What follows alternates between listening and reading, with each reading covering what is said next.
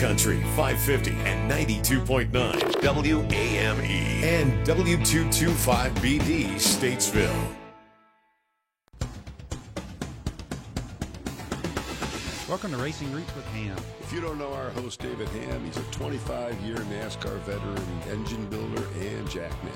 Live every Monday evening, we have a new guest From the racing road with their stories, their paths, their racing roots. Sponsored by Jersey Cape Yachts. Now here's our host, David Ham.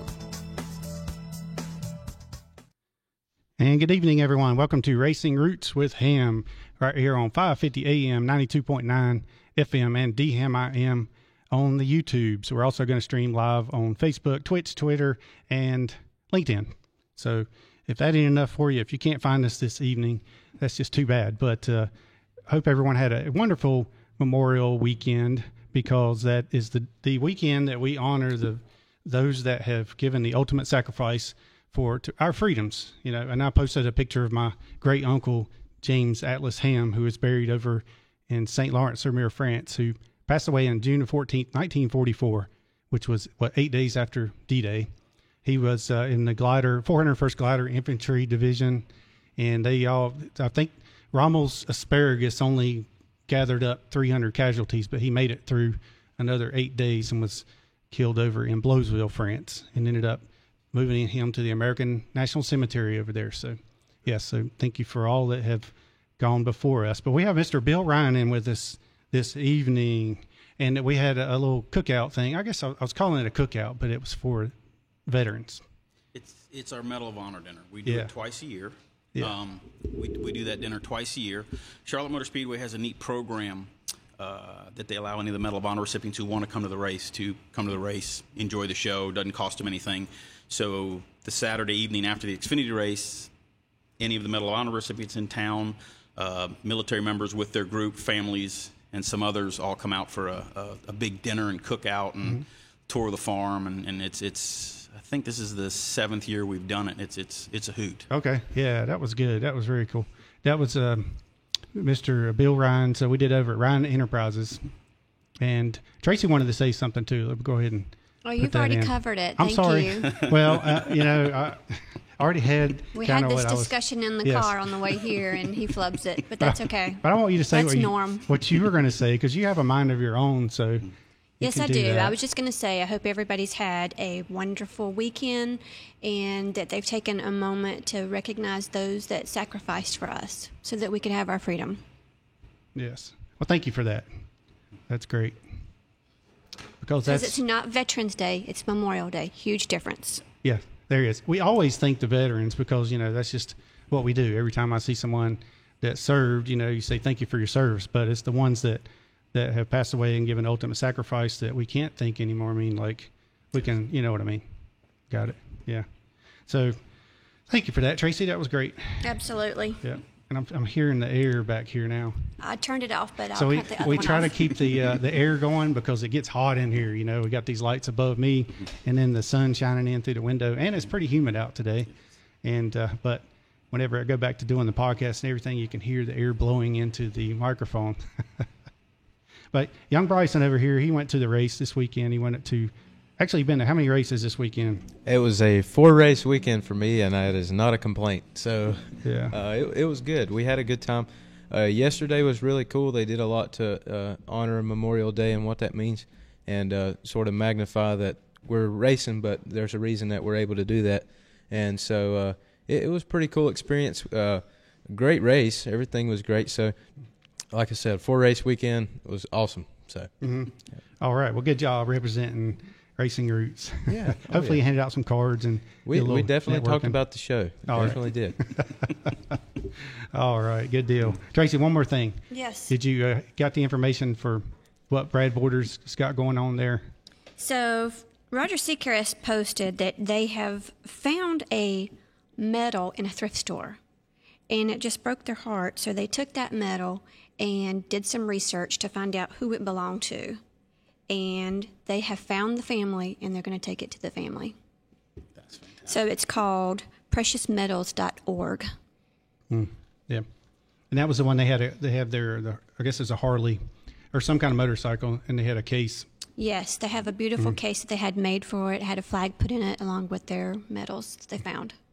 Yeah, that's it. Yep, that is. Good job there. And I'm trying to see if I could see who the recipient was of the first one. Right. It's called Delivering on a Promise, and it's deliveringpreciousmetals.com was their website. Right. Okay. All right, so back to Bill Ryan. Yeah, that was a good time, man. You always you overdo yourself. That's what I said to you. The food was great, and you had an ice cream bar. Yeah, we tried that for the first time this event, and to say it was a hit is an understatement. Yes. I spent the second half of the night dishing out ice cream. Oh, yes. So you did. You were busy, good, man. though. Your wife did a great job, too, helping you prepare for that. Yes. And one more thing before we get into the show. Again, it's summertime, so welcome to the heat in the summertime. And if you'd like to beat that heat, you can go down the street here to Swimming Pool and Spa, and they'll come out and put a swimming pool in for you. He'll put a spa in if you want to get hot in the hot. And he'll put in a pool liner, too. I think he puts a liner in and gets all the wrinkles out. He just rolls around, and then that pushes all the wrinkles out and stuff. But he does a great job. That's 940A Davie Avenue. Check him out on Facebook and Instagram. And what's that phone number down there? That is 704-727-2488. All right. There we go. And now that we're good with all that, let's hear Bill's story. Tell us where you started, Bill.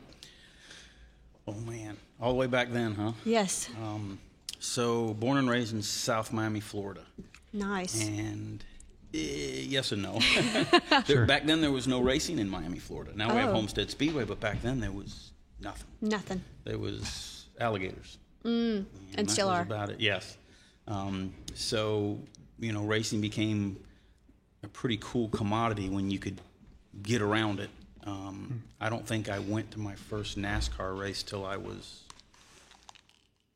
Gosh, I had to be at least, I think, 15 years old, because the closest one was Daytona. And I made a trip to the Firecracker 400 one time with some friends, and I was like, wow, this is, What was the closest track down there?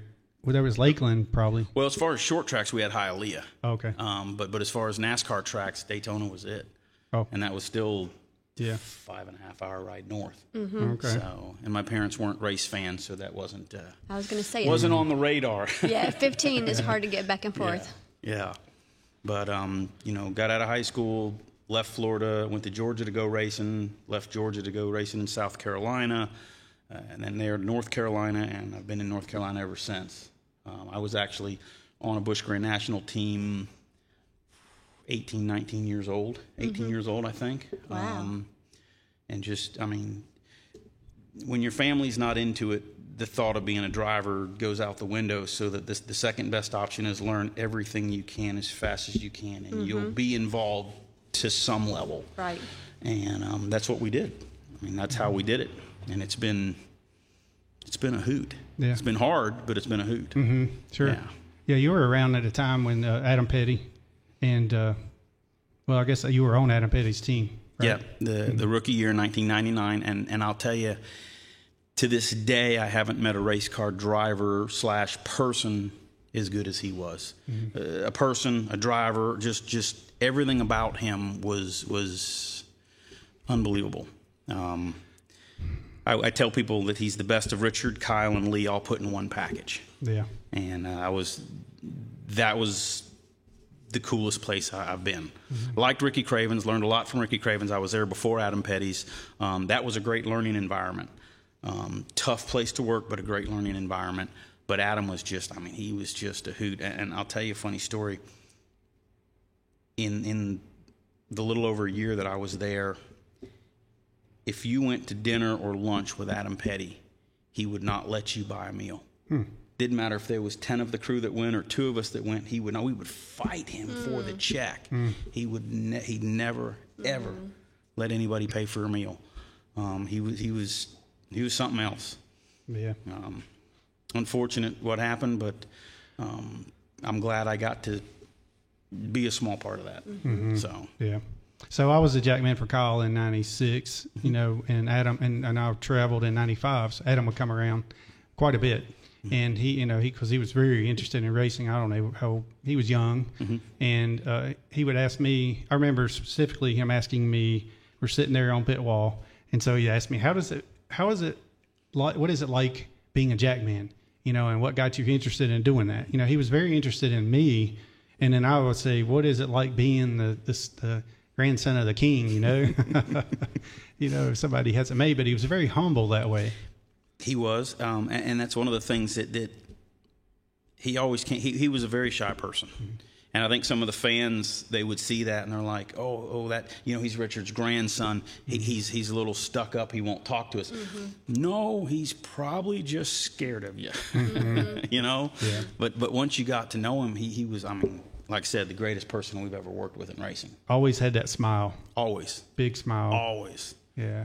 Last time I saw him was coming out of the bathroom at Talladega, and I was headed that way, and he's kind of like zipping up, and they got that big smile on his face. Yeah. So after Adam Petty, after that, where did you go to work from there? That's when I decided I was going to open my own company. I was going to try to do something on my own for a bit, start building the show cars, the marketing vehicles. I had seen some companies do some work that I thought was subpar, we'll say. And I'm like, I could do the same thing, make a hell of a lot nicer product, and for the same money, and make good money doing this. So we kind of rolled into that. That got interrupted.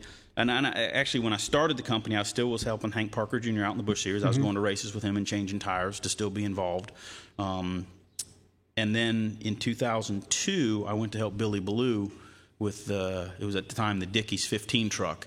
Okay. He needed some help, had some team members walk out, had some sponsor troubles, and so I went in and helped him finish the season and crew chief that truck. I was the youngest crew chief in the Craftsman Truck Series in 2002. Okay. And that was another great learning experience. And I like Billy Ballou. Billy Ballou's one of the few owners you'd run into that whatever you gave him to go racing, he would spend more than that. He wouldn't hide any of it. He wouldn't put any in his back pocket. He wanted to win races. He wanted to call his little son at 10:30 at night and say, "Turn on the TV, Daddy's in Victory Lane." Gotcha. And he got to do that with Kyle Busch when Kyle came in with a Dytech deal. Yeah. That was a really cool, special time for them. So it must have been around 2001. I would always go over and talk to Hank Parker, and I would say I was building engines for Carl Wagner for that 1 year, and I was just doing the Busch Series that year. So I would go over and say, "Hey, you want to get engines from us?" So I'm sure I saw you at the track quite a bit for that. That was my farewell tour. Anyway, was that the Marines deal, the '53 car sponsored by the Marines in the Busch Series? That's when I was there. Yeah, I remember that car. Okay, yeah, but he also had is it like GNC or something 1 year? I don't remember, something like that. Another year, but yeah. And then I was done after that. Then I started working at Bill Davis Racing, and then no more going to the racetrack.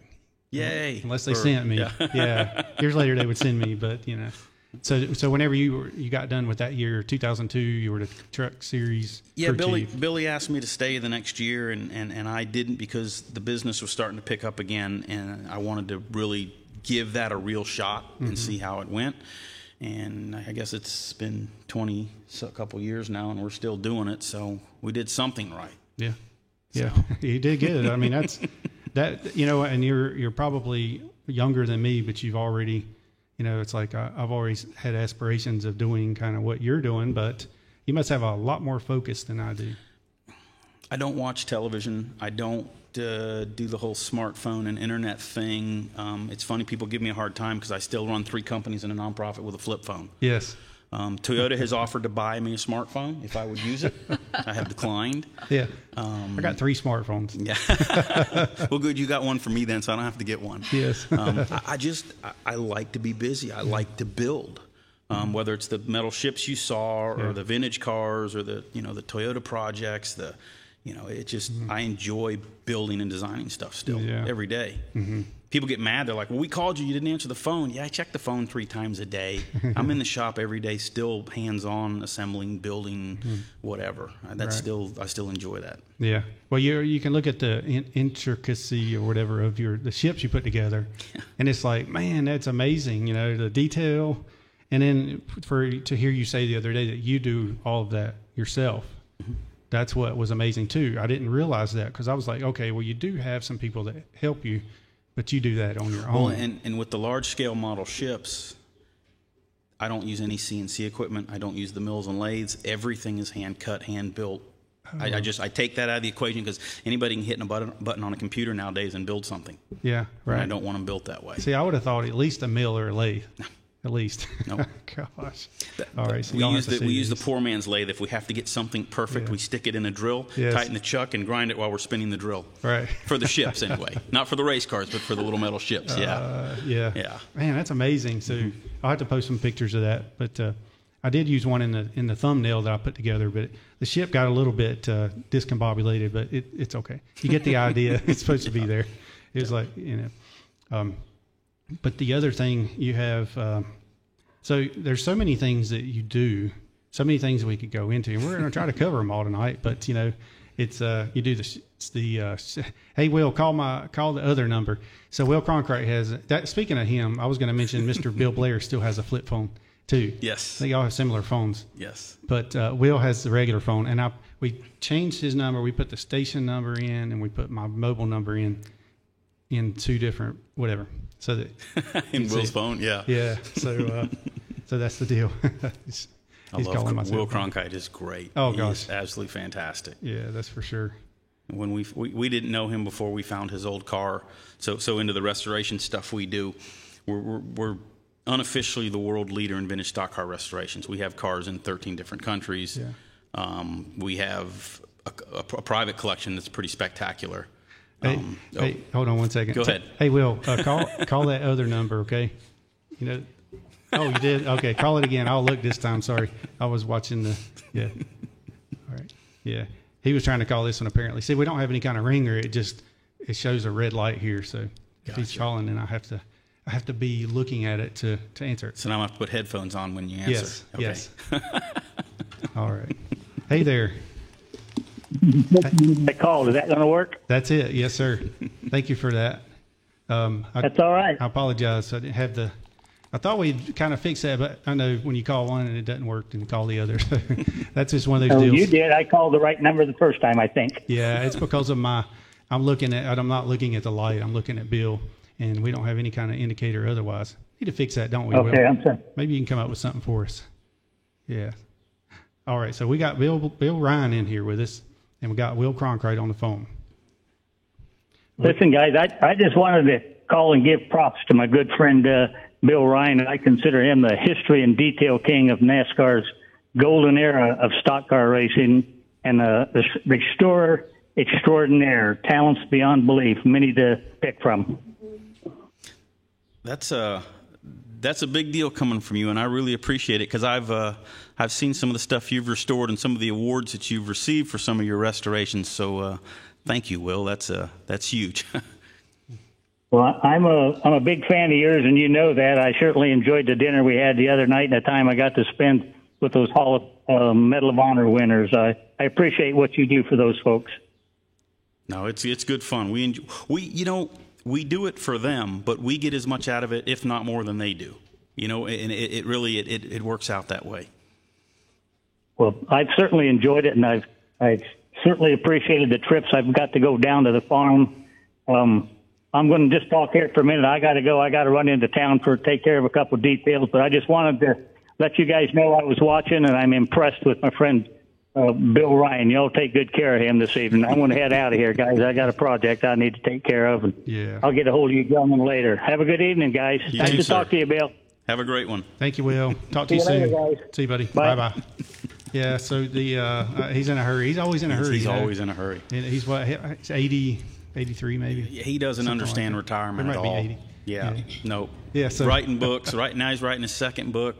Selling his first book, writing the next book, and he's always doing something. Mm-hmm. His mind never stops. Yeah. We were working on a project on the side, and he came in one day and just kind of looked down the side what we were doing. He comes back 2 days later with all these drawings and diagrams. Oh. Hey, you know what I was thinking? Yeah. And we're going, and it's like, that actually would help what we're trying to do here. Wow. So he never stops thinking. He is a brilliant man. And I don't know if he told you when he was on the show, because he's kind of humble too. I believe it was one of the Petties that told him one day that they were really thrilled that he never got big sponsorship because they were afraid of him. Will was, I mean, there's things that Cronkite was doing in the early 80s that Cup teams didn't start doing regularly till the early 2000s. Mm-hmm. I mean, he was twisting chassis. You know, he was way ahead of his game. Yeah. Always thinking, like you said. Yeah, he met First Lieutenant Marm. Yes. Official Medal of Honor. Citation reads for I'm not going to read this whole thing. He's got a long, yes, it's just a conspicuous gallantry and intrepidity at the risk of life above and beyond the call of duty. And I read that. I've read that over a couple times. I read it to my mom and dad as well. And man, yeah. So he was there, and that was very cool. I got to meet him and get my picture with him. Cool. Medal of Honor. You don't see those very often. And I think there's only, what was it, 63? 62 or 63 still alive. Yeah. Mm-hmm. Something like that. But he basically saved a lot of his men's lives. Yes. And they were probably doomed otherwise. And then he just, over and above, took care of that situation. He charged an enemy machine gun post to draw fire away from his troops, and then took it out with grenades. Mm-hmm. Got wounded in the process, and still ended up killing a couple others that came over the hill that he didn't see in the beginning. And yeah, he's quite an epic guy. He's kind of like the Rambo of the time. Yeah, yeah. Maybe that's who the movies made the movie after him. So, all right. So hey, we're going to take a quick break and thank some of our sponsors, and we'll be right back to Racing Roots with Ham and Bill Ryan. A child's smile is one of the best things ever. So protecting it is something every mom and dad wants to do. Dr. Scott McLaren is pleased to announce the opening of Iredale Pediatric Dentistry in Statesville. Dr. Scott and his wonderful team work hard to keep children loving their dentist and wanting to come back. If your child has special needs or needs additional care, we're here for you and your child. Parents can even sit in the exam room. From digital x-rays, gentle sedation, and even hospitalizations, Dr. Scott treats every child like the precious gift they are. They accept most major dental insurances and Medicaid. For information, call Iredale Pediatric Dentistry at 704-397-4000.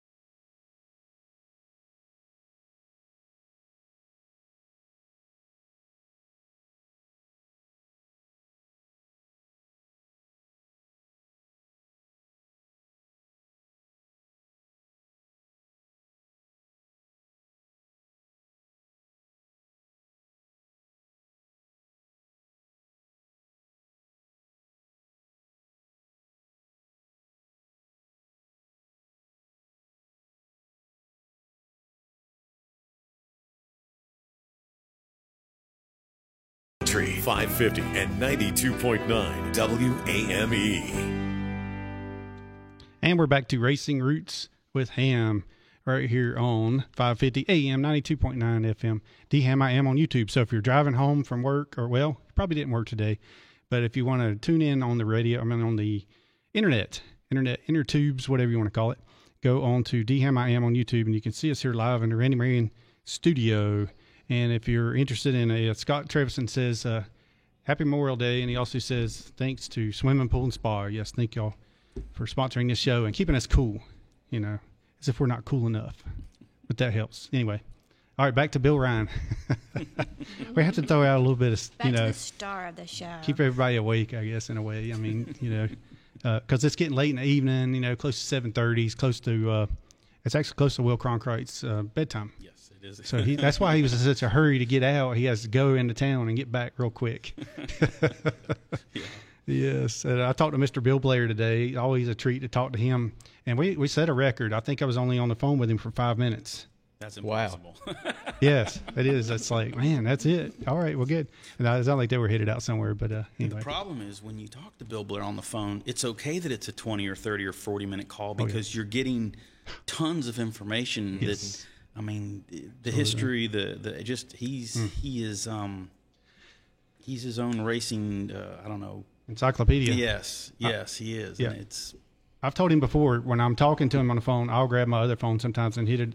I'll record what he's saying just because it's such great information that nobody else knows. Probably nobody else knows this stuff, that the person sitting in seat number 5 spilled their Coke whenever his dad was passing by, Yes. That kind of stuff. So I like to document every bit of it. Yeah. He's one of the few that hadn't forgotten anything. Yeah. Mm-hmm. I mean, him, Les Bars, Richie Bars, Tex Powell, there's still some out there. Waddell's still, he still remembers tons and tons of the racing stories and events, and they're a neat group. Hopefully he's watching. I sent him the link earlier and had already told him you were going to be on the show, so that was good. That's when he said, well, tell him I said hello. Yeah. And I did. We love him to death. He is fantastic. When they told us he was going to get inducted into the Hall of Fame, they needed a car. We have the 83 Flatback Monty, and he called me and he's like, do you mind if we borrow that and put it in the Hall of Fame? I'm like, take it. Absolutely, you guys can have it. Take it. So that was really cool. And then in return, we didn't expect this. He invited Tiff and I to the award ceremony with him, so got to go experience that with his family and just the whole group. Just exceptional people. Exceptional people. Yeah. So I bet so. Enjoyed it. And I got to see the Gray Ghost there. You missed it. Oh, you missed the phone call. Call back again. Sorry about that. See, I have to. Yeah, maybe I'll set this phone right here next to the red dot. Yeah. The Gray Ghost. Whoever it was that was calling, call back. Yeah, call back, please. Anyway, do you want to say hey to some of our listeners? And if y'all have any questions, put a big Q in front of it, or just ask a question. I'm sure between Bryson and Tracy, they'll pick it up. But I do see Tiffany Ryan. Yep. She says, thanks for the kudos, D-Ham. I'm sorry to put my glasses on. I'm sitting here squinting like, I'm looking through this hole and squinting. And, yeah. You ever go to the eye doctor and then they put the thing in front of your eye that has all the little holes in it, and then you can see better? I'm not the guy to ask that. I hadn't been to the doctor in probably 9 years. I don't go. You're still young. Yeah. Well, and that falls on what Will Cronkite was saying about you, with you having so much knowledge and so much skill, right? And that you can actually harness in and do things. Leonard Wood is another one, but Leonard Wood's getting up there in age, so it's almost a dying art in a way. And I'll actually agree with that, because the Leonard Woods, the Kenny Thompsons, the Will Cronkites, they are all getting up there in age, and those were the guys who could build anything with nothing. And if they had nothing and nothing, they could think it up and then build it. And the kids nowadays, with the business and building the show cars and the marketing stuff and restoring the old cars, we're having a difficult time finding kids nowadays that want to learn this stuff. Yeah. I'm gonna blame it on television, but they come in to the shop as an intern, and for lack of a better explanation, they say, I want to build motors right now. Well, you can't build motors if you can't take motors apart. And if you can't build motors if you don't know how to clean each part properly. And they want to build motors the second they walk in the door. They want to hang bodies the second they walk in the door. Well, you can't hang a body if you can't make a crush panel, if you can't drill a straight hole. So it's there's a lot of that. And we had an internship program. We actually kiboshed it because we got rid of a lot of kids real quick. Oh, yeah. Hey there, who we got on the line with us? Ken Thompson. Oh, hey, Ken Thompson. That's a big surprise. How are you? I'm doing good. How about you, sir? Doing fine. Are y'all settled in? You're not traveling anymore right now? No, we're here. We're at home. Yeah. Hey, Dad. For a while, anyway. How are you? I'm good. That's good. I was watching a video earlier that had you on there with Mr. Bill Ryan. It was one of the videos. I guess it was on Ryan Enterprises YouTube channel. So, yes, we have Bill Ryan here with us. We so back then, that video, we restored the 1969 Alan Mann Holman Moody Can-Am car, and I'll be honest with you, we couldn't have done it without Kenny's help. His knowledge from that era and the parts and the pieces and the building techniques. You were a savior on that project for us, and I greatly appreciate it. That was a lot of fun working with you and learning, and you know, that was super cool. That was no problem. We were just talking about you, too.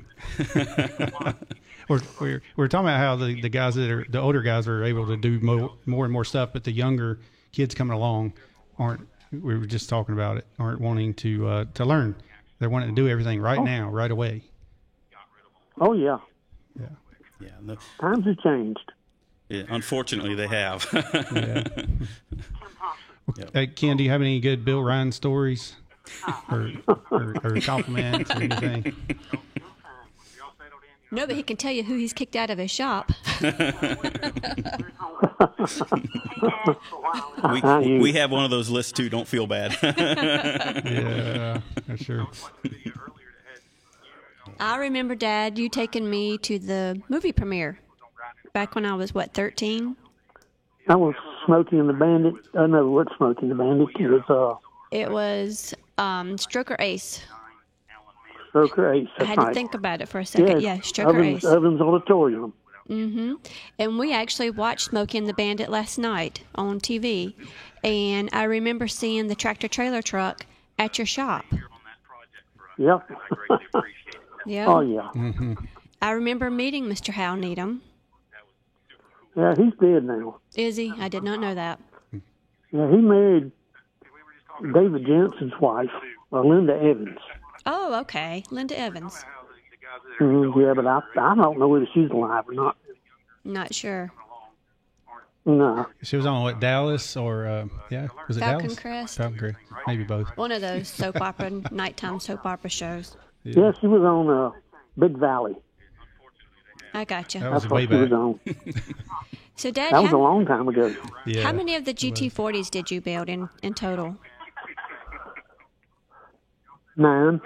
9. Do you still have the one that you were keeping for yourself, the bread box? I had it until I sold it to a guy in California. Ah, nice. So I don't have any. I sold the red car that I had. Uh-huh. Sold it. Sold the twin-engine dragster. It's in the museum over in Mooresville. The blue one. Blue one. Mm-hmm. It's been a long time ago. Actually watched Smokey and the Bandit last night on TV. We're hearing ourselves repeat ourselves once again. I think it's coming from your phone there. I do believe. We were actually a little bit thrilled when you finally sold the GT40 you had, the bread box, because we knew every time we showed up at a car show somewhere, when you showed up with that thing, nobody else was going to win anything. It was over. When Kenny would roll in with that thing, it's like, well, okay, who's getting second place? Right. Mm-hmm. Yeah.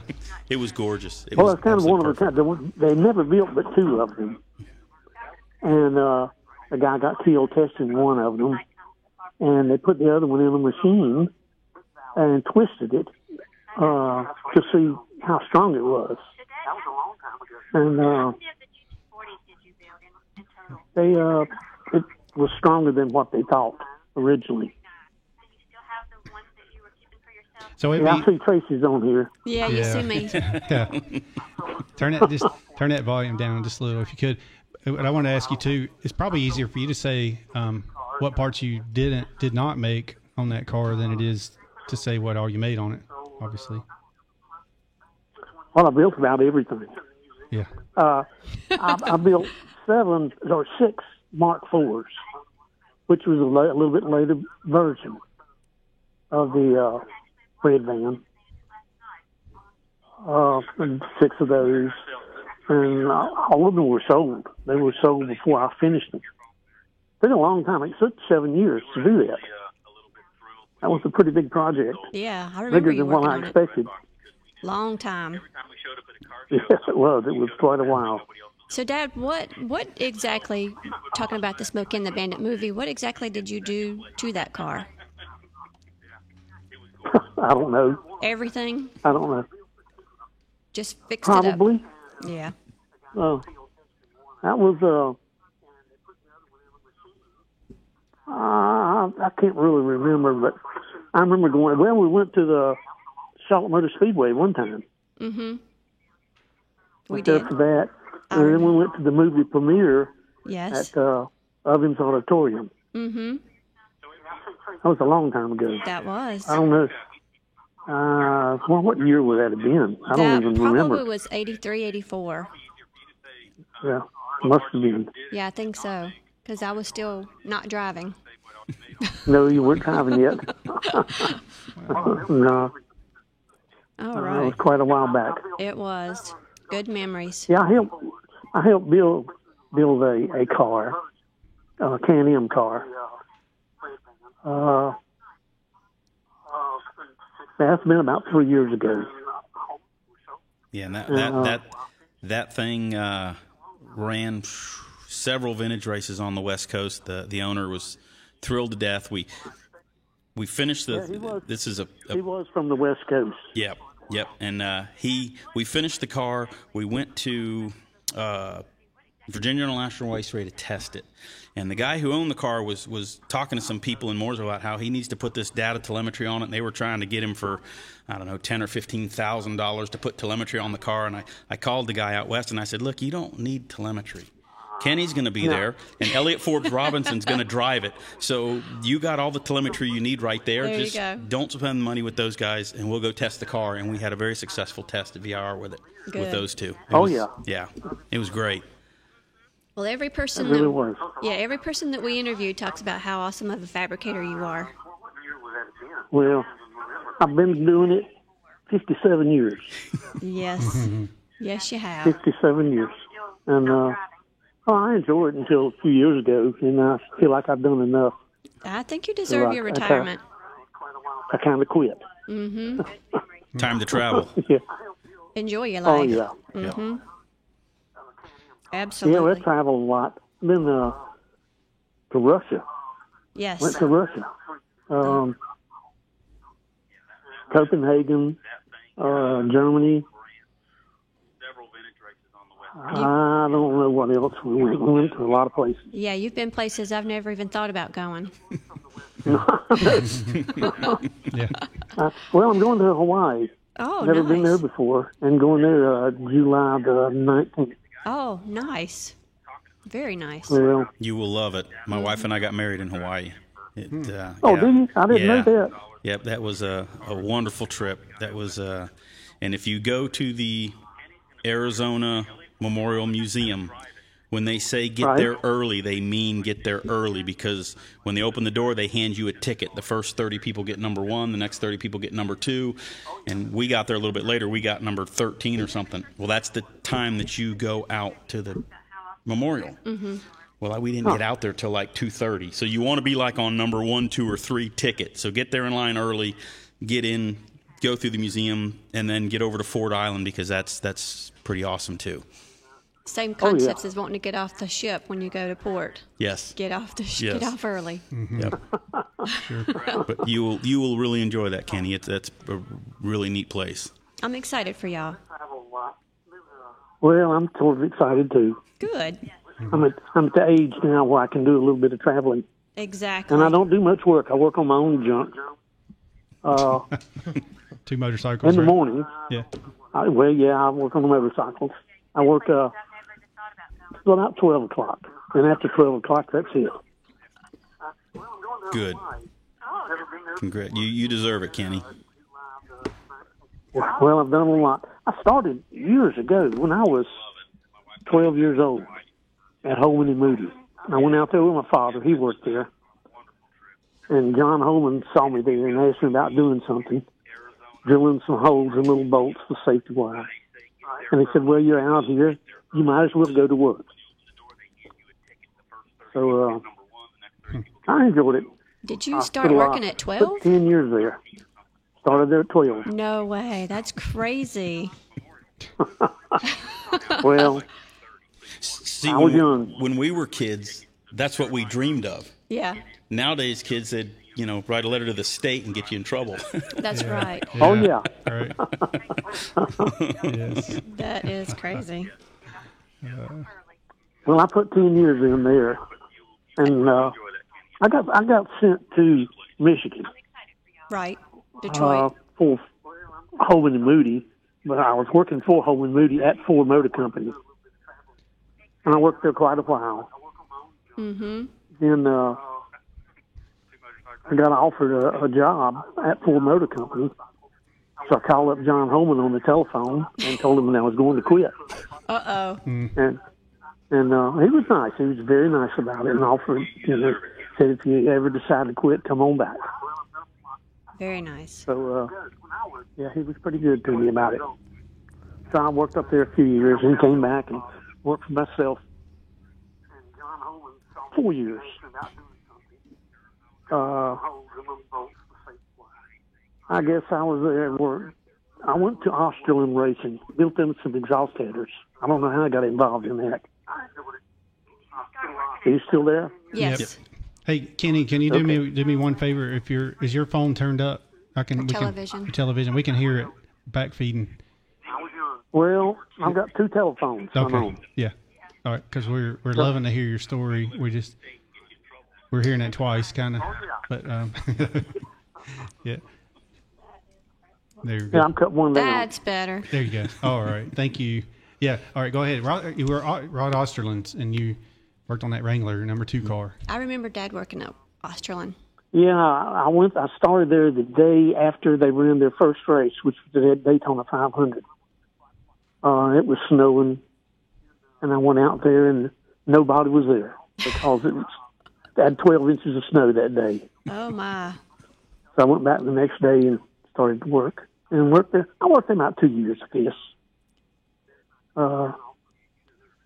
Pretty good time. We won a rookie championship, and then we won the Winston Cup championship the next year. So that was a pretty good deal. That was Earnhardt driving at the time. Okay. That I didn't know. Yeah, I worked there 2 years. Went to work for Skoal, for U.S. Tobacco. Travis Carter hired me, and I built the first car they ran by myself at Osterland because we didn't have a shop. And he hired Gail Wilson, the truck driver. Yeah. And Gail's job was to come out and bring me my paycheck.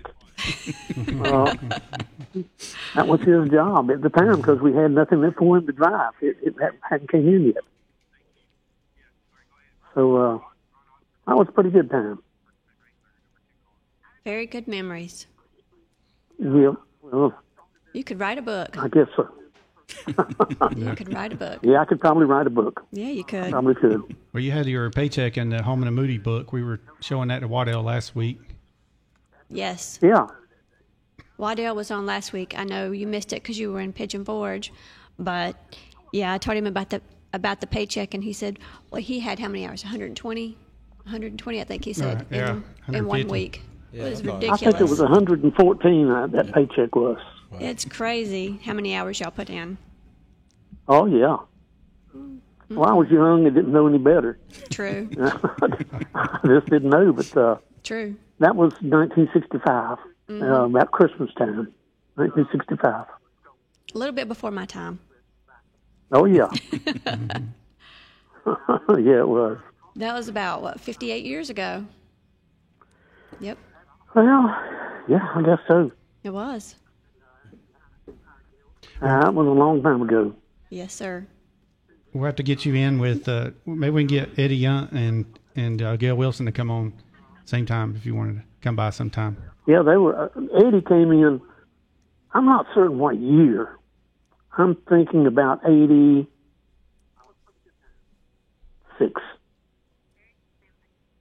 Maybe it came in there about 86. Of course, Gail was there the entire time. I saw him not too long ago. He stopped by the house one day. I think he said he was going to try. There's been a couple people I've talked to that said they want to come see you. Well, they've been here. They have. Troy Silver, do you deal with? Have you had him on there? Who is it? No, I haven't. Troy Selberg. No. Have not. We need to work on that. He'd be a good person to talk to. Yeah. He's been there a long time. He started with Daryl Derringer with Lake Speed. Daryl Derringer was running the shop, and Lake Speed, of course, was the driver. Mm-hmm. So he might have worked with Donnie Disharoon. I don't know. Yeah. Well, all right. Well, thank you for calling. And if you got any parting words for Bill, I'm sure we'll see you around Father's Day. Maybe Father's Day. We're going to do it a day early, I believe. So, yeah. There you go. Should invite Bill over too. Why not? If he's not working. If we're not working, yeah. Well, enjoy your travels, Kenny. You deserve it. Well, it was nice talking to all of you. Thank you, Dad. Yeah, thank you. Thank you. Goodbye. Have a great one. All right, Mr. Ken Thompson. Kenny Thompson, KT, many names, but they're all legendary. Dad. True, yeah. There's not 5 guys in the world that can do the scope of work he can do. Mm-hmm. I'd tell anybody that. And if I'm not mistaken, when we went to the shop, he made those GTs from just a picture. Mm-hmm. He didn't have the blueprints. He didn't have anything, from what my understanding is. I could be wrong. Yeah, well, I wasn't sure about that. That's a discrepancy on whether he did it off the picture or the blueprint. I guess I could have asked him there. But either way, he still did it by hand. Yeah. Yep. He made everything for him because they didn't have one to go off of, I guess was pretty much the deal.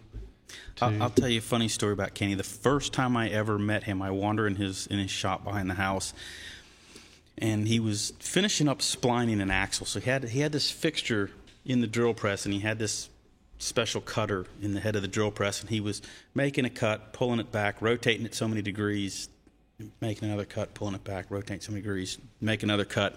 And I stayed back for a minute and let him finish what he was doing because he was making his last couple cuts. And he got done and he unclamped it. He says, well, if we did everything right, it should fit. And he grabbed the other side of the spline and he stuck that thing in. It went whoop, whoop, whoop, whoop, just perfect. And he's like, well, that's a good one. And he set it aside. And I was just like, yeah, he's got some good jokes. Yeah. He's got a good humor. He's pretty special. Yeah. Tell you what. Yeah. Well, that's one of those things that can be very difficult to make. So when you make, and then it's got to be precise for the most part.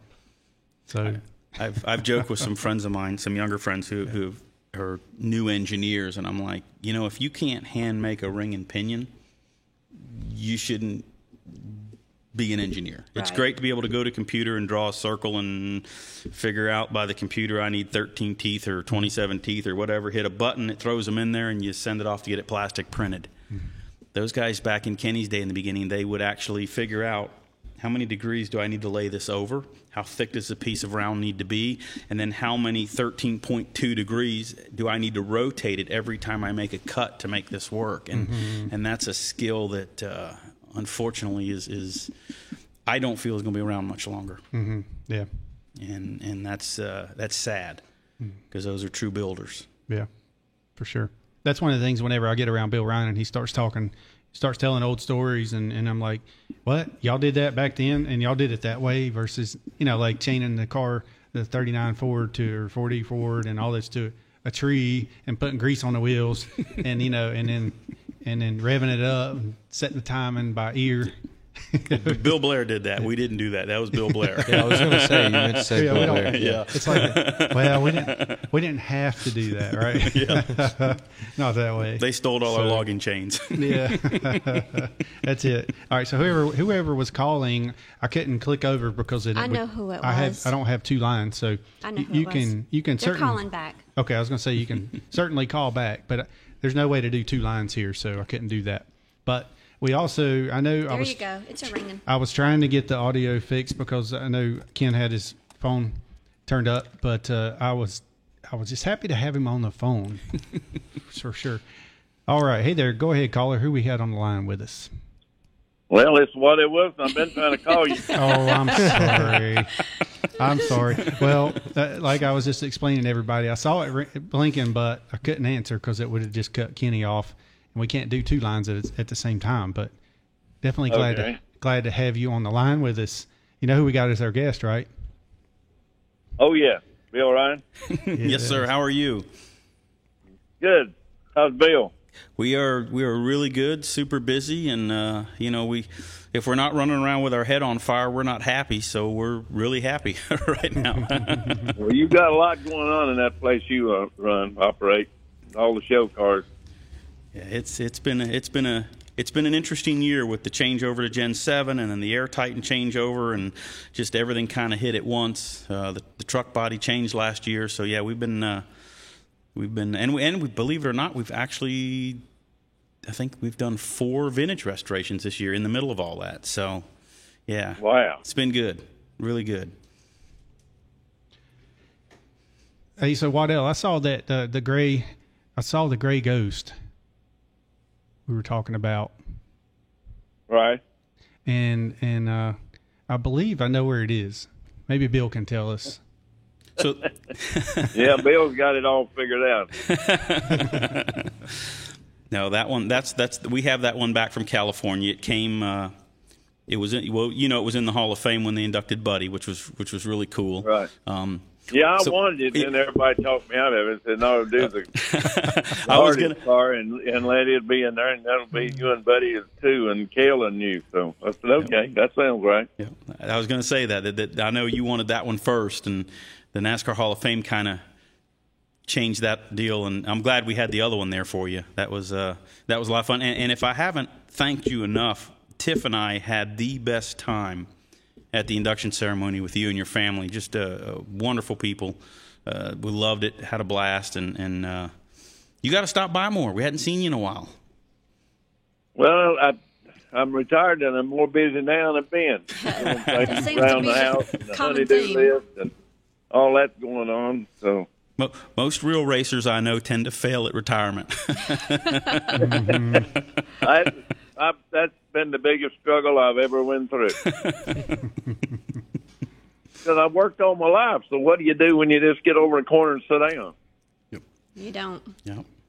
Yep. That's my wife and I talk about that every now and then. She's like, "What are you going to do when you're done with this?" I'm like, "I don't know, but it's got to be something." It'll be something with your There ships. ain't no way you could sit down either. Yeah. No, you're geared. You're not geared for that. Yep, exactly. Which is good. I like I said, like I told them earlier, I still love building. I'm still hands-on every day in the shop. If you put me behind a desk, I probably wouldn't make it.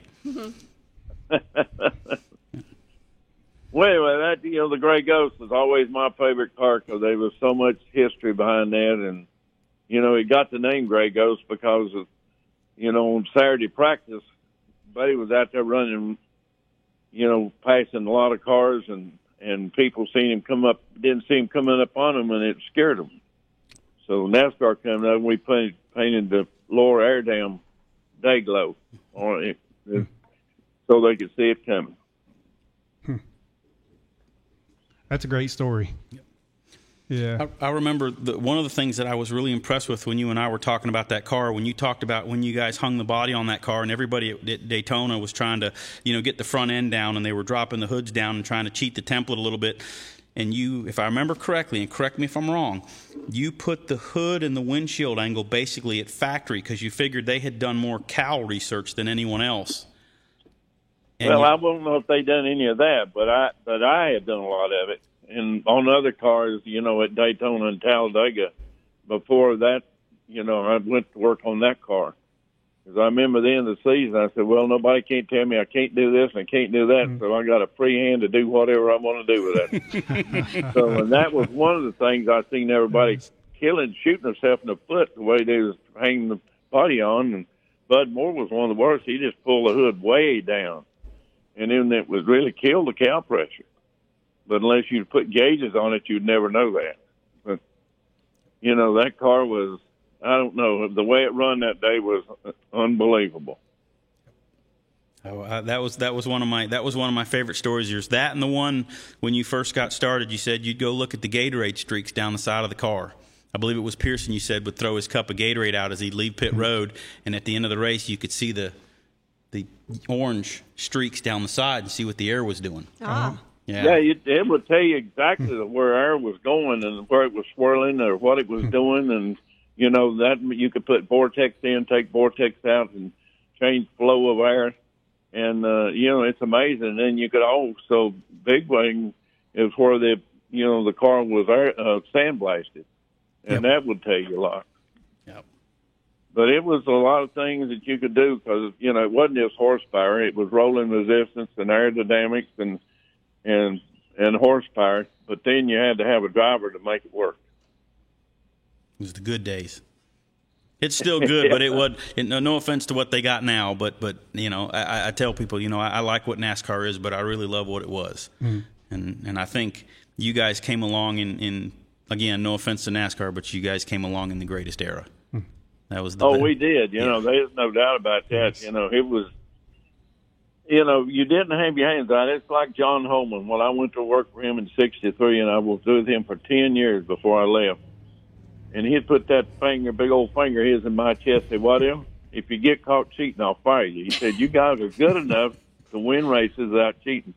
Well, there was so many areas you could work on that NASCAR had never even thought about because the mechanics is a little bit ahead of the NASCAR inspectors, so that you could do things and it's still in the rule book. It wasn't illegal, nothing illegal about it. So, there's a lot of things that you could do to a race car to make it better, as long as you understood what you're doing and then don't get out in left field with it. Yeah. Yeah, that was the fun times. Oh, yeah, it was the fun time. Hey, Waddell, I talked to you a couple of days ago, and I was telling you that Mike Hill, my buddy, had called and said that he was telling me a story he had heard from some of the other guys that worked with you at Holman and Moody, that you were pushing that big block Ford on the engine stand, and it fell out. The pin wasn't in, and it fell out on the floor. And what did you do with that? It's the first time, many years ago, that happened in probably 63 or 64. It had to be back then when I first went to work for Holman and Moody. And I was pushing it the wrong way, and it was a big block 427 Ford engine, and it had a boilerplate bolted to the back of it with a tube that fit into the stand, and I shouldn't have been pushing with it, and we always had the tube oil grease on it so you could rotate the engine. If you're working on the bottom side, top side, whatever. While I was pushing it, just slid out on the floor. Bang! It went. Golly, scared me to death. I just reached down, never asked nobody to help me. I just reached down and picked up that old 427 block. And the main thing is I don't know how I done it. I had to hold that stand to where I could stick it back in the hole. It was called adrenaline. Thinking about doing that, that's crazy. Yes, it is. He also added that you were pretty stout back then, of course. But I didn't know that anybody ever went and told anything about it, because that, honest to goodness, that happened that long ago, and it's the first time I've heard anybody say anything about it. He was hoping nobody knew. There were people watching that I wasn't aware of. It made a noise. Everybody in the engine room knew it happened. Oh, yeah, I'm sure. So you probably had some adrenaline going, too. You're like, I got to get this back in there. And it scared me to death. What happened? Yes, exactly. Yeah, and I'm sure it's probably deals too where they were watching you, even if you didn't know it. Like when you went to lunch and you come back and figured out they told you that you did everything perfect. So they couldn't find nothing you were doing wrong. Yeah, this guy Hard Rock came to me 3 or 4 years ago to the Hall of Fame and looked me up and he said, "I got to tell you the rest of your story." And he knew I didn't know about it. And he said every time you'd go to lunch or break, they was going over everything you were doing to try to find something wrong with it so they get rid of it, because that's the reason they put you in the engine room to start with. Because I was, when I went in to work it was on a Wednesday morning, or a Thursday morning, I was surprised that they put me in the engine room. They didn't know nothing about me. John Holman did, but they didn't. Well, I told him my history. But anyway, they stuck me in there, and I survived. Thank the Lord. Yeah. Yes. Yeah, you did very, very, very good. You're a Hall of Famer, too. That's what I was going to say. He survived all the way to the Hall of Fame. Yeah. Not to mention all the other awards, but definitely a legend. Well, it's been quite a ride. I think about it, Ton, and I don't know if I'd have put myself through it again because, my wife sacrificed. She raised the kids, I was gone so much of the time, with them race cars, because I was always on a race car. I had to work on the weekends. So, later on, my wife was able to go with me. But then by then, the kids was, out of school. They were on their own. So But anyway, it was tough. My hat's off to her. Yeah. I try to explain to some of these young kids now that you know, I came along a lot later, but I still was in that last era of when you went racing, NASCAR racing. It wasn't a 5-day job. You know, I don't to this day I don't know what a Friday evening feels like to normal folks that plan a weekend. You know, or Saturday or Sunday. Sunday we go in and we get organized and clean up and do paperwork. If there's not, you know, this morning even a holiday, I pulled a motor out and got another motor assembled ready to set in, and it's just because we're going to get that much further ahead by tomorrow, and that's the world that he came from, and it's, you know, it's not so much now, but yeah, that was it was a lifestyle, not a job.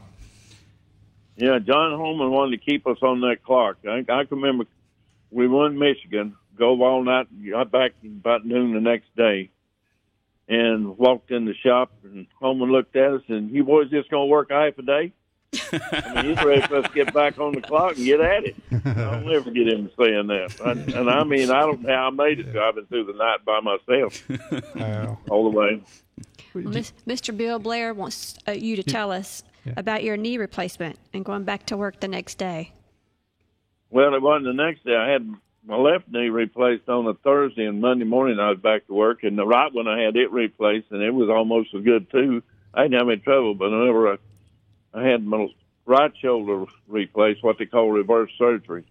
Now that was tough because a friend of mine told me, said the best friend you're going to have is your recliner, and he was right because I could not sleep in a bed for like a week or so. But, yeah, that shoulder surgery is tough. Yeah, David's had it done. Yeah, I've had both shoulders, and then the physical therapy afterwards was really hard. And then I had my knee worked on too. So, Waddell, how many hours what's the most hours you worked in a week? Well, I know over 150 one time at Daytona. We went to Daytona in the 24-hour race, and they never run you out of the garage down there. We had showed up on Monday morning, and Wednesday afternoon is the first time we'd seen a bed, that Wednesday night that week. And then had to work, you know, still had to work at night. And then drove all the way home, you know, on top of that, the weekend. So that, I know it was 150 some hours. I don't remember exactly this time, but I just about worked around the clock that whole week. Yep, that's crazy. So that these people realize how much work that is. I believe there's only 162 hours in a week. Okay. So he worked 8 days. Yeah. It felt like I'd worked 200. Yeah. 8 days a week. Yeah, I remember certain deals like that when I worked for Ricky Craven. As long as what I figured out, as long as you make it through the third night with no sleep, and that next morning you wake up, or the next morning you kind of feel sick to your stomach, and you're just beat by the third day. If you make it through that little couple-hour spell of not feeling good, you're good for another couple days. We did that several times at Ricky Craven's, and it's like, okay, in 3 days I won't feel good, but then I'll be all right for 2 more days. Right. And we'll get to the racetrack. Yep. Why did we pick such a profession, you know? Yep. Wow. Glutton for punishment. But if you wanted a challenge, that was a thing to get into. Well, and that's what I tell people. It hasn't been an easy ride, but it's been a really cool one. You know? Oh yeah, it's a challenge, man. Yep. If you can hang in there and make it work. Yeah, exactly. Yeah, for sure. All right. Well, hey, Waddell, thank you so much for calling. Do you want to tell him Bill anything in particular? You got any Bill Ryan stories? No, he's just one of the nicest. In his life, he's the nicest people I ever run up on. Oh, but I've run up a lot of people, very super people. Yeah. Well, we appreciate it, and we feel the same about you and your family. And come see us. You know, we're always at the shop. I will. Awesome. Promise. All right, Waddell. Have a great one. Take care. See you guys. Thank you. Talk to you later. Bye-bye. All right, Mr. Waddell Wilson, legend, Hall of Famer, and all that stuff. All really these awards. Cool guy. Yeah. I've actually got one of his postcards over there. Could have grabbed it and read some of his specs, but yeah. I think during his career, he was one of the most underrated guys. Mm-hmm. You really didn't, when you sit back and look at all the stats of poles and wins and different drivers and everybody that he won races with, Mm-hmm. I mean, he's amazing. His whole career is unbelievable. That's why he's in the Hall of Fame. Yes. And from engine building to crew chiefing to, I mean, you know, he hit every spot. He wasn't just the crew chief or wasn't just the great engine builder. He was the great everything. Mm-hmm. Yeah. And that was one of the things that I'm most impressed with about him. It's his career highlights. He has built engines that awarded 109 NASCAR race wins, 123 NASCAR poles, 3 NASCAR championships, David Pearson and Benny Parsons. David Pearson 2 in 68, 69. Benny Parsons 73, won Daytona 500 3 times as a crew chief and engine builder, and won the Daytona 500 7 times as an engine builder. And first engine builder to be crew chief engine builder that went over 200 mile an hour in NASCAR Daytona Talladega.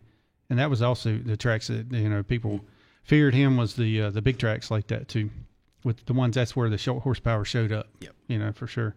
And he's inducted into the Nashville Auto Diesel College Graduate Hall of Fame in 87, and the National Association of Trade and Technical. Sometimes my brain gets ahead of my mouth, or strike that, reverse it. Golden Wrench Award by the North Carolina Auto Racing Hall of Fame. Inducted National Motorsports Press. Oh, yes, it keeps going. It's just amazing. So there, you can take that with you. I got souvenir. one. You got one? I got one. Okay. Yep. He left us some here, and I left this one sitting here for the station owner to take, but he keeps setting it over there. So you know what? Forget it. Yes. Speaking of the station owner, you need to do your commercial break.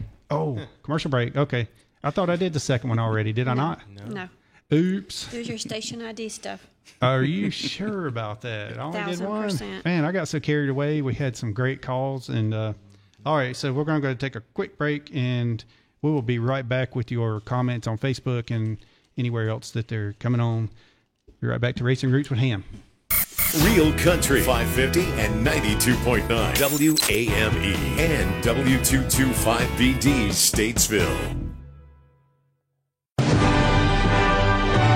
Yes, it's graduation time.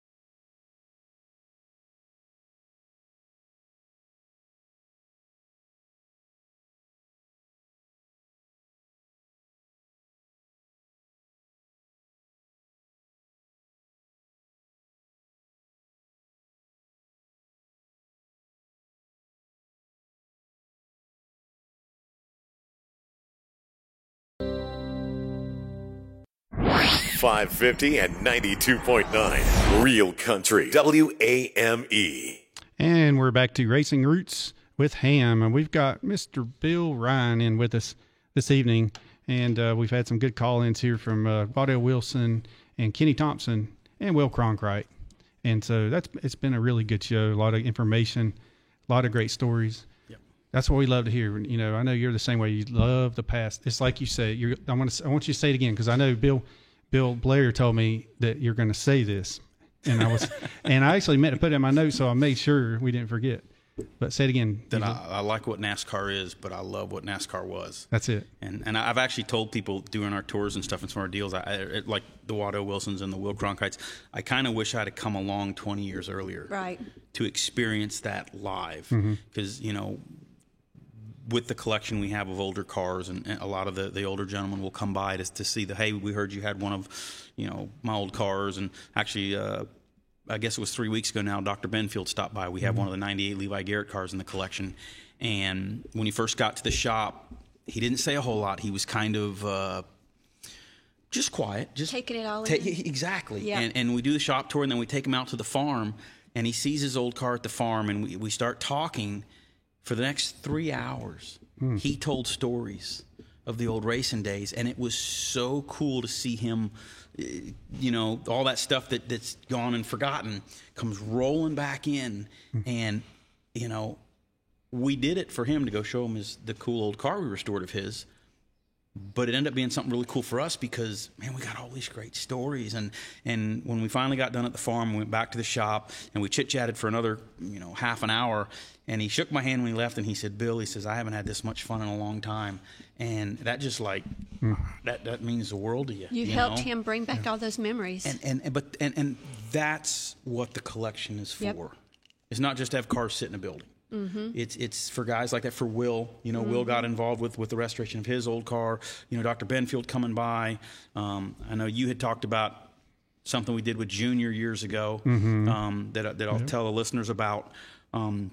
We restored an old 1986 Budweiser Aero Coupe, and through a friend that we know, we kind of set up this deal to surprise Junior Johnson. He was still up at the farm in Wilkesboro, and we said, we want to take this thing and drive it up the driveway at breakfast. Yeah. And park it out front and just come in for breakfast. You know, how fun would that be to surprise Junior? Right. It was before, it was dark still. Yes, it was. Well, the problem was when we unloaded the car out by the road to drive it up the driveway, it was like 29 degrees.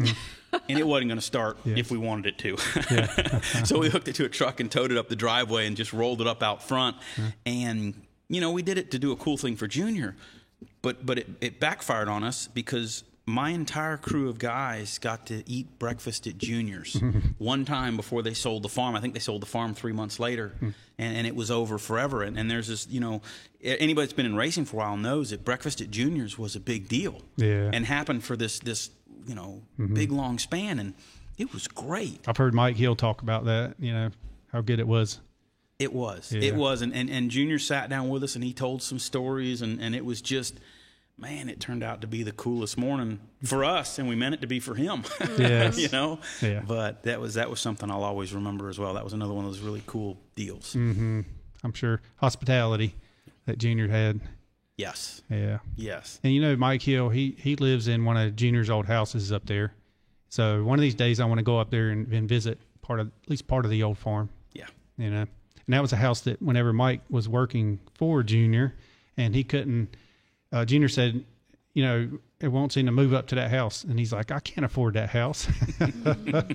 And he's like, don't worry about it. Just move into it. We'll figure it out later. So he ended up living there. Still That's does. Cool. Yeah, that is cool. Who else can say they live in one of Junior's old houses, you know? I mean, shoot. I'd love to. I'm going to have to talk to Mike, get a little bit closer to him, put me in his wheel or something. I don't know. Anyway, he's another good one. Hey, Bryson, you got any, let's go over some of the comments here. I'm going to get you on the camera right quick. There we go. All right. My mic's not on. Pressure's on. Yeah, it's on. Oh, is it? Yeah. Oh, okay. I just had to turn you up. Ah, see. Yes. I couldn't hear myself. Okay, we're good. All right, so on the Facebooks we've got Bill Blair. He says he's enjoying the show. Becky Courtney is tuned in. Eric Barber says Bill Ryan is the OG of NASCAR restoration. which that's pretty cool. Scott Burns says he's tuned in, and he says hello. Hey, Scott. He was there last night. Scott Burns is the Marine, the one with the prosthetic leg. Yes. Oh, yes. Cool gentleman. Very cool. He says we couldn't stop talking about how much information he had to share Saturday night. So, cool deal there. Scott Trevison, I guess he's on both. So he's on the YouTube and Facebook. He's jumping back and forth. Yeah. Let me tell a quick story about Scott. Okay. I mean, Scott, the prosthetic. Yeah, Scott Burns. He had said he was joking whenever he met Jeff Gordon, or he was trying to get in to meet Jeff Gordon over there, and he said, "I want him to sign my leg." So. I think he was kind of joking about it, but they ended up taking it seriously. And then Jeff Gordon came out, and it was like, oh, well, hey, okay. Yeah. He's been trying to meet him for years. But anyway, that was cool. He ended up going to the race, too. So, yeah. Cool deal. Lanny J says hello. He's tuned in. Hey, Lanny J. And Robert Ford is also tuned in. R.D. Ford up in New Hampshire. Yeah. I always want to say Michigan, but I got it right this time. Yes. No, you actually say Rhode Island. Well, something like that. It's all the same up there, right? Mm-hmm. Yeah. You say so. All right. Any more comments there on the YouTubes? So Wesley Parker does have a question. He says, do you have any good projects coming up soon? We just started a mechanical restoration of Rusty Wallace's car, Midnight. Penske had restored it for him for museum purposes, so the drivetrain is not complete. But it's beautiful. They did a beautiful job with what they did, and I guess Rusty's decided it may be fun to do maybe a Goodwood or some of these cool historic events. So we picked up that last Tuesday, and that's in the shop getting started now. We're finishing up a 1984 IROC Camaro, just doing some body hanging and some chassis fab on it. That was, if you run the serial number, it was the 1984 Bobby Rahal Mid-Ohio winning car. That's for a client in Kentucky. Finishing up the 2013 Jeff Gordon road course car. That's heading out the door. Did a really neat car. We did some chassis work on a Roy Tyner late 60s Pontiac Grand Prix big block car. Really cool piece. Finished that up a couple weeks ago. There's all kinds of stuff going on. And I've got to apologize to everybody. We get comments all the time that we don't post enough on Facebook. I know. We had a great Medal of Honor dinner, and I didn't take one picture. I was so busy the whole night, I didn't take any photographs, and I'm bad about that. Mm-hmm. I need to get better at posting some stuff for everybody, and I will work on that, I promise, everybody listening.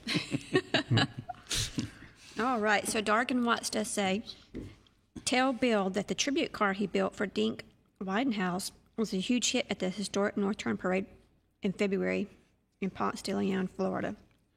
So that car was built in 2 weeks. Oh, wow. Davida, his daughter, came to us and said, I want my dad to go down and run the Daytona Beach Parade.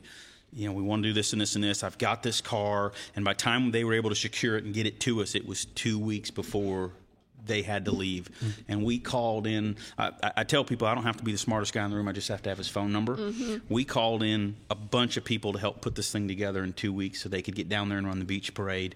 And we pulled it off. And it's not our prettiest restoration, but it's a really cool, tribute car for what Dink used to run. And another cool thing, when we surprised Dink, when we brought him out to the shop and showed him the car for the first time, he didn't say anything, and he quietly walked up to this thing, and he touches it, and then he starts walking around it, running his hand over it like a damn fighter jet pilot. Mm-hmm. Just feeling everything and walking around it, and he climbs in it, and he's getting comfortable, and I'm like, this is so cool. He's it's all coming back, and we were going to drive it outside for him, and his daughter said, well, Daddy, you can go ahead and jump out and let these guys drive it outside. And Dink looked at her, and he said, well, I'm already sitting in it. I'll drive it outside. And he fired it up, and out the door he went with it. And then he started telling stories, and, man, he has some of the greatest stories from when he used to race. And that whole family is just fantastic people. Mm-hmm. That was another really, really cool. That one scared me a little bit. I was afraid we weren't going to get it done. We had some the motor that came with the car had a cracked block, so we did a quick, fire it up in the floor to see how the oil is, and the oil turned milky right away, and it's like, okay, that's no good. Throw that out. Let's find another one. But we were able to pull it off, and super glad we did for a really great racer and a great family. Yeah, that's the same race we went to, right? The parade we went to. It is. Yeah. He was there driving that. We had he brought that up to Wilkesboro, North Wilkesboro too, a couple of weeks ago, and we were there on a Wednesday. And then I saw Dink again. I don't think he has a car, though, because the autograph thing Friday, I believe it was, me and Bryce and I went over there at Morrison Museum. And so Dink was there. Cool. Signing autographs. So, yeah, I talked to Davida about getting him, bringing him over here. So that would be great. That would be. To have him. He's the one that I've always told Bryson this, but when he raced with Dale Senior, Ralph Earnhardt. Ralph Earnhardt, which was Dale Senior's dad, of course, and he passed away, I think it was 46, something like that.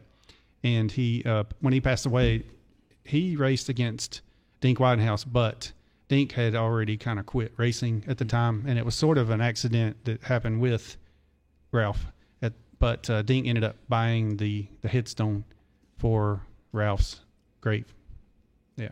Wow. So I thought that's pretty neat. That's a backstory that you probably don't hear very often. And I'm thinking Bill Blair probably told me that. Or Dargan Watts was another one that was tuned in here. He tends to know a good bit of that type of thing. That was the one that asked or said the comment. Okay, yeah. Wesley Parker says, would you ever let guests come to visit your shop? We do let guests visit the shop. The farm tours are a little bit more exclusive. The problem with visiting the shop is we stay so busy. It's difficult to get people, because when everybody's working, I can't walk anybody through there, and so that makes it a little bit difficult. We do, but it's when we can, and it's that's a tricky one. Depends on how many projects you've got going on at the time, of course. And it's been crazy for the last year or so. That it has, which is a good problem sometimes. It is. So Random Epic says, question, have you ever done any late 90s, early 2000s Cup cars? Yes. It's not my favorite era of Cup cars. We did a 97 John Deere car we helped a gentleman in Florida with. Let's see, I restored a 2001 Jeff Gordon Daytona 500 car that I bought from Hendrick Used Parts. That's actually a funny story. I saw the car in used parts, and I wanted to buy it to restore two of my other Hendrick cars that I have, and they wouldn't sell it to me because it was for internal sale only. You had to be an employee to bid on it. So I ran up the hill to the machine shop and grabbed one of my friends, and I said, go down there and bid on that car. I really need to get that car. I want to park that thing out and finish my other couple. And when we ended up winning the bid and getting the car, when we found that it was Gordon's 500 car and that was Jimmy's backup in 2002, and then Kyle Busch ran it in ARC, I'm like, you know what, that's a cool car. We should just put that back together and just so we did. It's in the collection right now. And so yes, we do late 90s, early 2000s. There's really not anything I would say we haven't done. I'm not a big fan of restoring stuff from the mid to late 60s because I need to learn more in that era. There's a lot of that. That takes me a little bit longer than it would take somebody else who does it all the time. But it's all just learning and doing. So yeah. What about the two car, the Rod Osterlund car that I believe Tracy's dad worked on? I used to call it Ostrich. Yeah, I know it is a little bit tough to say used that. To work for Ostrich. Ostrich, yes. But that car was a rare one, and you were on the phone with someone, and you hung up and called the other person. Yes, that was so that car. A gentleman in Anaheim, California, called and said he had this car that his dad bought from Osterlund, and it was this old Dale Earnhardt car. And I was like, everybody that calls me owns a Davey or a Dale Earnhardt car, so I'll take your information. But I wasn't. I just was very skeptical. And he mentioned the story that Boobie Harrington had sold this car to his dad when he was at Osterlund. And so at the time, Boobie was working over in Huntersville. So I'm like, you know what? I'll call him. So I called him up on the phone and said, hey, did you ever sell a car to this guy in Anaheim, California? And he said, yeah, oh my gosh. He says, does he still have it? That was one of those Osterland cars. That was an Earnhardt Pontiac. And I'm like, Boop, you're breaking up. I'll call you back. And I hung the phone up. And I called the kid back. I'm like, you know what? I believe you. I'll wire you the money and send somebody out to get it. And I'll tell you another cool story about that car. When we got the car to our shop, because it had been indoors its whole life, it wasn't rusted very bad at all. I mean, there was virtually a little bit of rust in the fuel cell can and nowhere else on the car. And I had a couple crew members come by to look at it. And Marv Acton, another good fabricator, was one of the fabricators on the Osterland deal.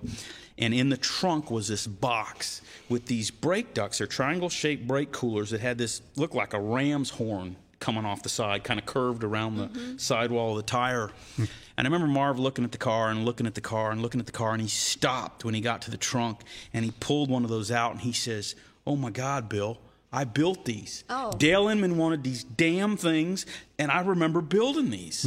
And he was then he went into stories about, building stuff, and it was like, wow, that's we had I think cool.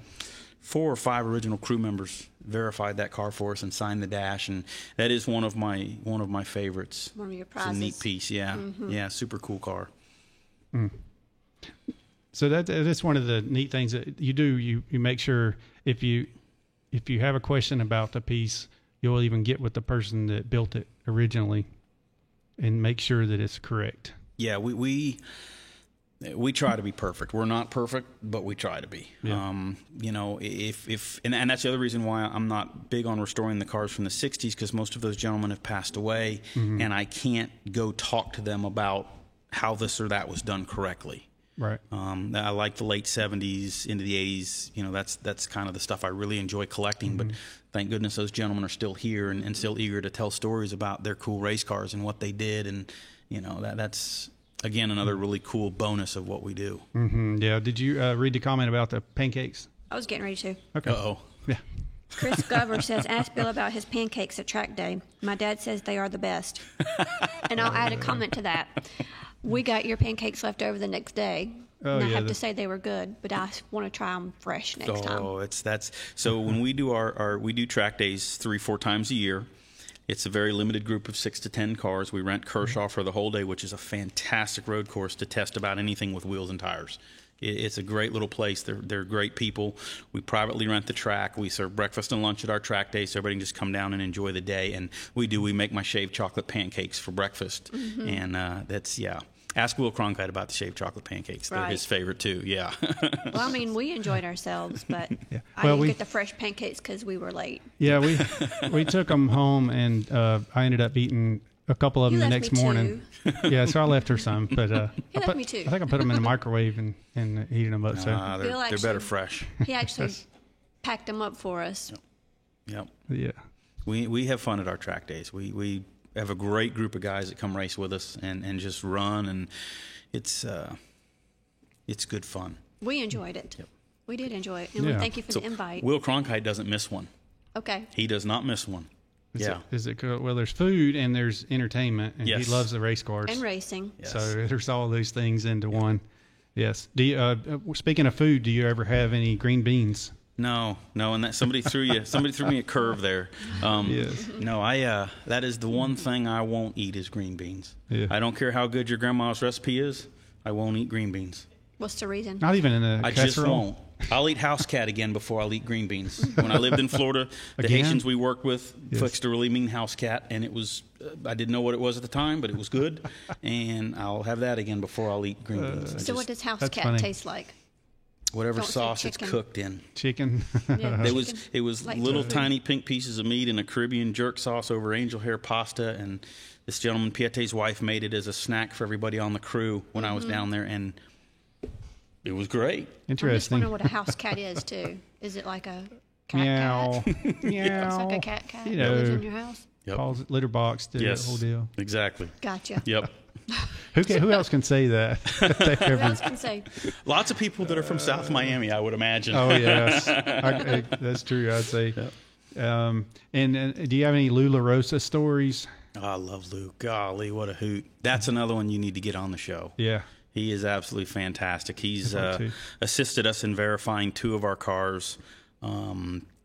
his stories are just amazing, and one of the coolest guys you ever want to meet. He still remembers everything. He's very entertaining. His stories are just a blast. Good guy. I think he's like officially retired now. He's not teaching up at the school anymore in Martinsville or in that area. So he may be one that you could grab a hold of, because your fans would love him on the show. Yeah, we'll He's have to fantastic. work on that. Good. Yeah. Definitely. And let's see who else. We had. I was going to mention this too, because the last show, Alan Lean was tuned in, and that's probably our furthest away watcher. He was watching from Australia. So good day, mate, to you. Yep.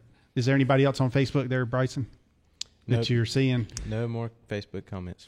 Yes. So the pancake question come up again. That was someone else that mentioned the that's about the pancakes on track day. But yeah, my dad says they are the best. Yeah. Oh yeah. We're gonna get there earlier next time and get them fresh off the griddle. But I did want to mention our friend Ron Argabright. Sorry, his last name's a little bit difficult, but he is the founder of Ron the Snack Guy. He had the popcorn that so we bought 2 bags of popcorn. Tell the story about that. Yeah. So we went to go see Will Cronkite at JR Motorsports. What day was it? Well, we ended up spending 6 hours over there. Saturday? Was it Saturday we went? It was Thursday, wasn't it?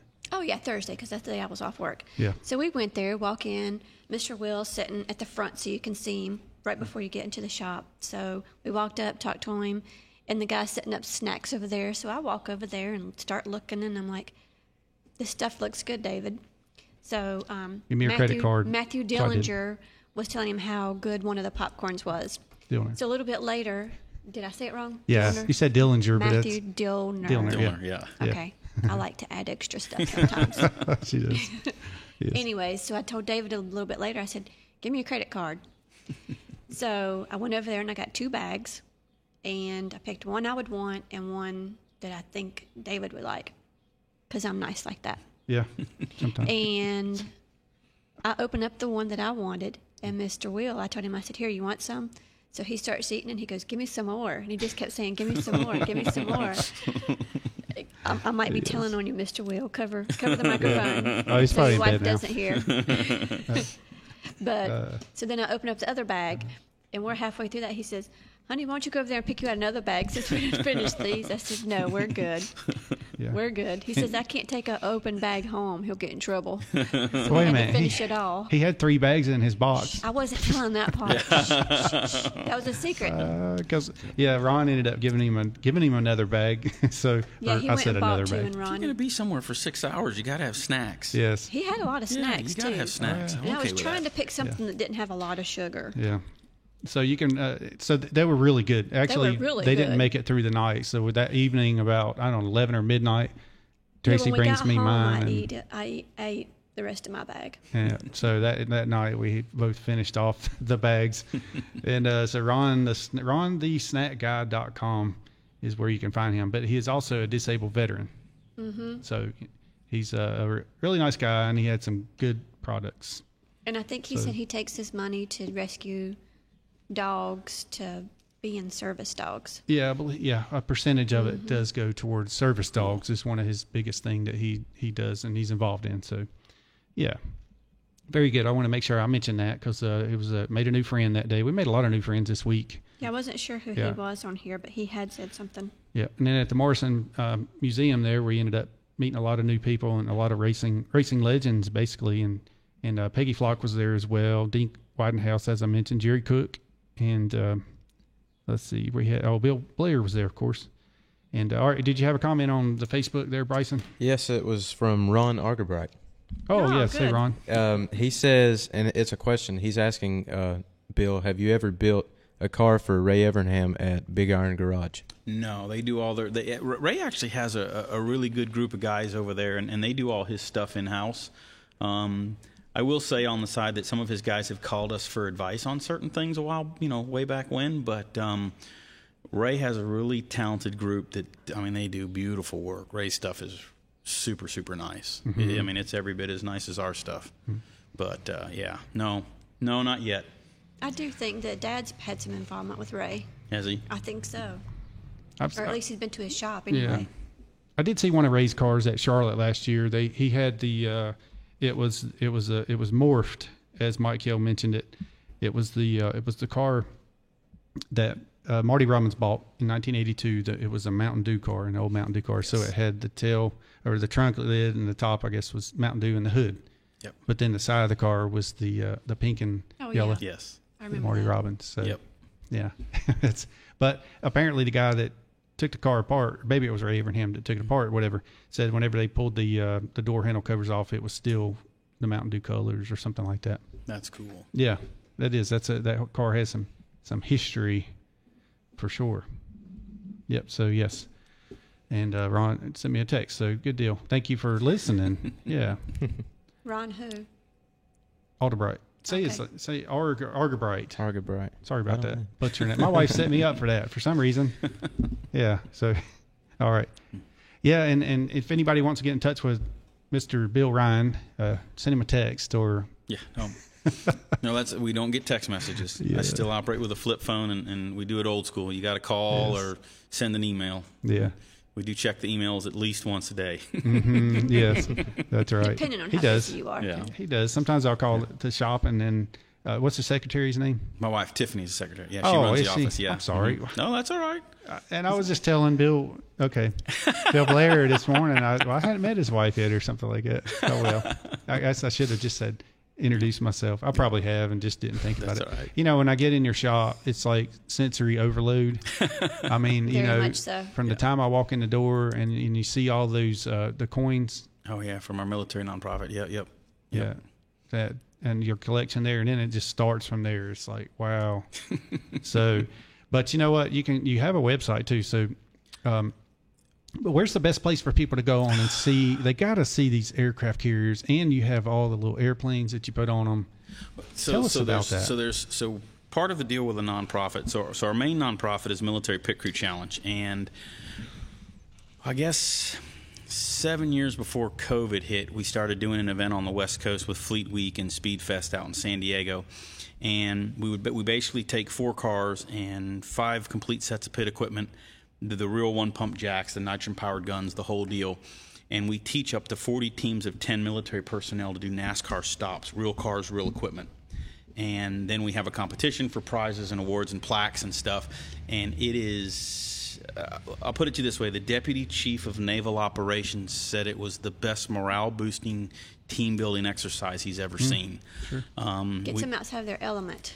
It is, and the competition level between the different squadrons and commands, oh my goodness, they get going. It's that literally was my vacation every year, going out there for 2 weeks and training, and it's a busy 2 weeks, but man, we had the best fun. It was the greatest time, and unfortunately the event got the Speed Fest got killed, but we've been invited to Pensacola. At one time, the Air Force wanted to consider taking us to the joint NATO base in Naples, Italy. Kathy Fitch at the time, who was head of MWR Worldwide, was wondering how we could box all this up in containers and take it to Guam and Japan and do the bases over there. And, my wife and I currently self-fund most of it. So that was Guam and Japan were out of the question. Yes, a little pricey. We invent and we execute and we make the program happen. I'm not the sponsor guy. I'm not a money beggar. That's just not. But the program is epic, and through that program we started the Little Wooden Aircraft Carrier program, which is what you saw at the dinner. We build these little 4-foot-long wooden carriers. We do 5 different carrier decks and an amphib, and we've met so many really cool Marine and Navy families that when one of the families gets put on our list, we'll build whatever ship was important to mom, dad, or grandpa. And if they flew for a certain squadron, we'll paint those tail markings on the planes. Each ship gets sent out with 18 to 22 aircraft on it. And I've got retired vice admirals that display them in their offices at their house, and I have other soldiers and sailors who let their kids play with them. And it's turned into a really cool little deal. Yeah. And one of them is used in training. Oh yeah, the one we sent to England. Yeah, we actually sent one to Lord Michael Dobbs, who's a friend of ours, and he had it hanging in his Parliament office. We did the QE2 for him when the QE2 first came out. We sent him one, and he hung it in his office. And then I get an email from him, I don't know, 3 or 4 months later, and he says, I hope you don't mind, but a friend of mine from the Naval Training Institute came by, and he saw your battleship. He calls it the battleship. He saw your battleship and said what a great training tool that would make for the new recruit to learn how to arraign the flight deck. He's like, so please don't be upset. But I gave it to him. Oh. And I sent him an email back, says, I think that's wonderful. I didn't know we were qualified to build training tools for the Queen's Navy, but that's great. Yay. So we've got stuff everywhere. We got little wooden ships everywhere, and we've got the big metal ships, the first big metal ship we did, which we'll have to post some pictures of that. We haven't. We'll have to post some pictures of that on the Facebook page. Mm-hmm. The first metal ship is currently on loan to the National Naval Aviation Museum. It's a 9-foot-long, 500-pound all-steel version of the USS Macon Island. Mm. And that was another deal through that event we do in San Diego. We met Captain Cedric Pringle years ago. He was the first CO when she was brand new.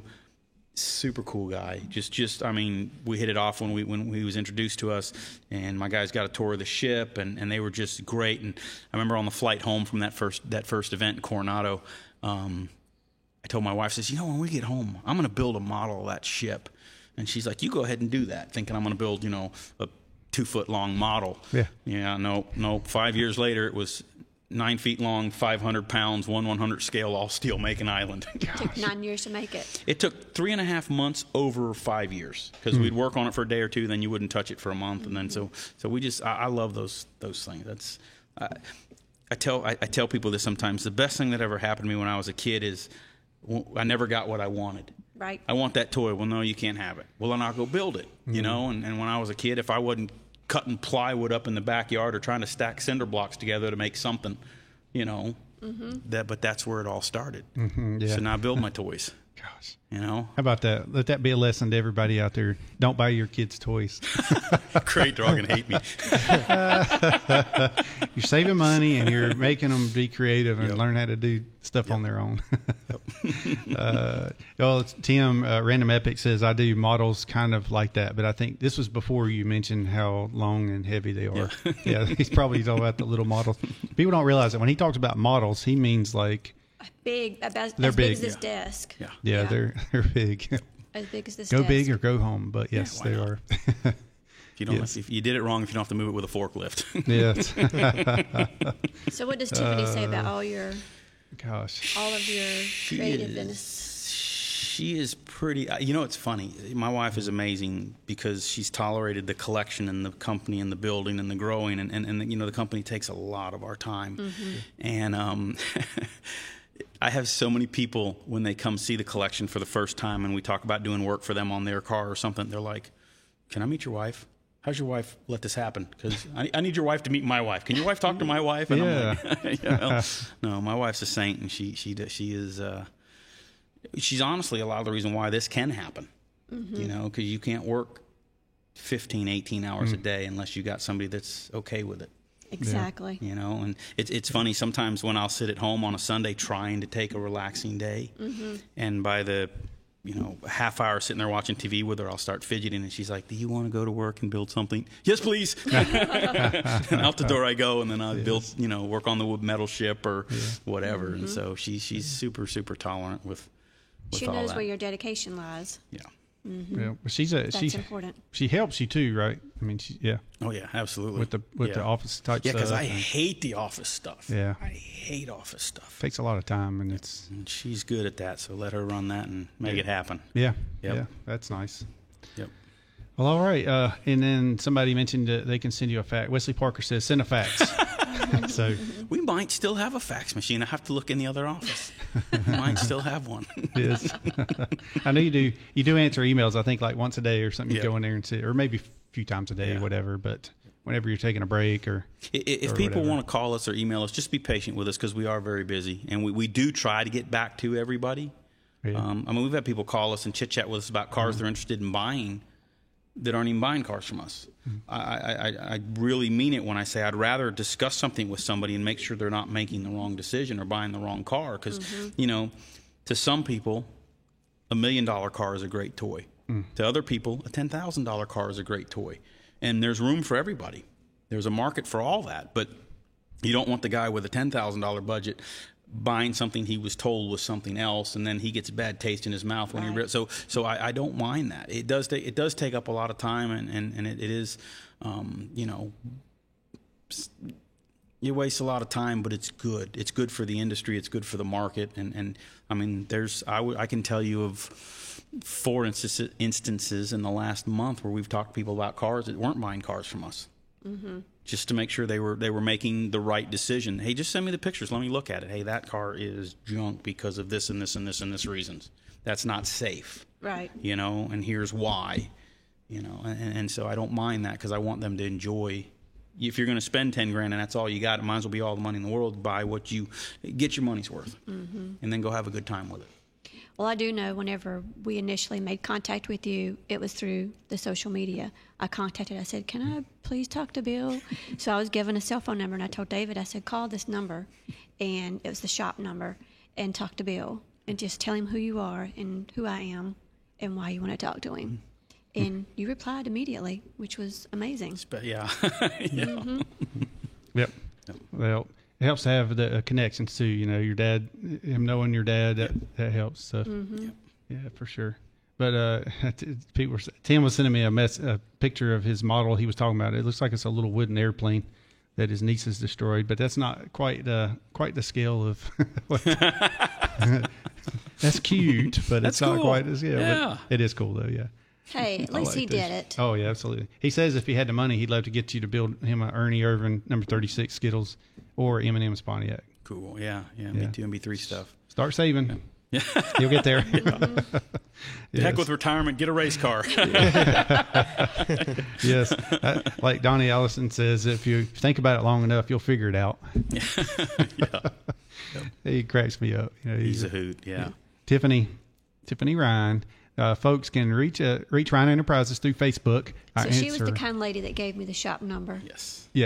She says she answers all those messages. So. She did good. Thank you, Tiffany. Yeah. And she does answer the Facebook stuff. I'm really bad. I don't think I've seen my Facebook page in 3.5 years. I hear it's great, but I don't have time. Well, that's how I found you. But Tiffany pulls, she pulls stuff and she'll write notes and put them on my desk or forward emails to, Facebook message to my email.